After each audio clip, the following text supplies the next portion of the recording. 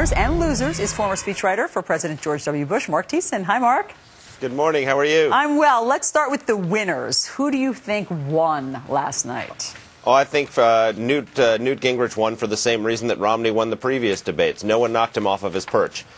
He did a very good. He got a few good hits in on Romney, particularly that line you showed about the only reason he's not a career politician is because Ted Kennedy beat him. That was a great line. And he also turned his big gaffe going into the debate into a positive, which was this line about the Palestinians being an invented people, which was a unnecessary thing to say and sort of questioned his temperament for the office. And Romney tried to go after him on it, saying that you're a bomb thrower. And Newt turned it into said, no, I'm a Reaganite. I'm the kind of guy who goes out and says evil empire and tear down this wall. So he took a big gaffe going into the debate and made it a positive, which was a smart move. You know, on that same note, he also, I think, addressed the infidelity question, you know, his personal peccadillos, head on. Absolutely. And look, he was lucky that he was the last to go because he had time to think about it, but he was obviously prepared for it. And he said, look, I've needed forgiveness and I've gone to my God for forgiveness. I think that's going to go over well with evangelicals in Iowa. All right. So let's talk about if anyone hurt themselves in the debate last night. Who would you call the loser of last night's debate?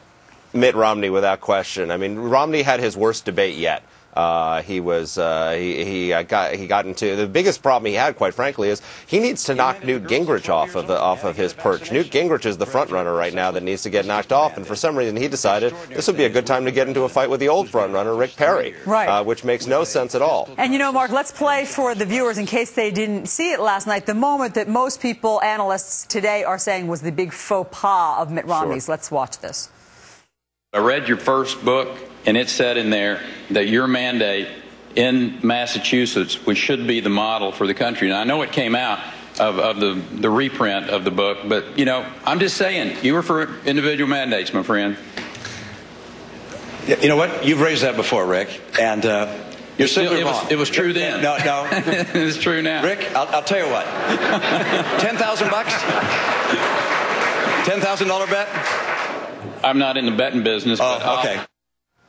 Okay, so he says a $10,000 bet. Now, the interesting thing about that is people say, I'll take that bet all the time, but it's for $10, or I'll buy you a cup of coffee. $10,000 doesn't roll off the tongue automatically. What did you think of that moment? Well, for Mitt Romney, $10,000 is like $10 for the rest of us. I mean, the worst part about that is like not only are they're so tone deaf that they actually thought that was a planned attack. That wasn't a gaffe. They actually sent out a press release afterwards saying, hitting Rick Perry for not taking the bet.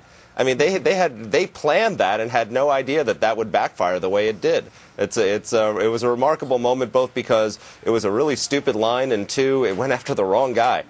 Yeah, I mean, and the fact that the campaign didn't realize afterwards, or maybe it's just their spin. I mean, maybe they're just saying, we did that high a number because we think it's so outlandish what Rick Perry said. Maybe that's their spin. So tell me, share with us any surprises that you saw last night in the debate. Well, I thought, the one thing that was good for Romney and that was a win for Romney was nothing he did, but the fact that Santorum and Bachmann and Perry all had such very good debates. I think Bachmann was very effective with her Newt Romney line. Perry had his best debate yet. In fact, arguably, Rick Perry was the best candidate on the stage last night in terms of his debate performance. And why is that important for Mitt Romney? Is that the only way he beats Gingrich is if two things happen. One, if Newt stumbles in some way, and two, if some of Newt's support falls into the other three candidates, so the conservative opposition remains divided. So it was important for Romney that the other candidates do well tonight, last night, which they did. Gotcha. All right, Mark Thiessen, thanks so much for coming in with your scorecard, telling us who you think the winners and losers are. We'd love to hear from our viewers as well. You can find us at FF Weekend on Twitter. Thanks so much, Mark.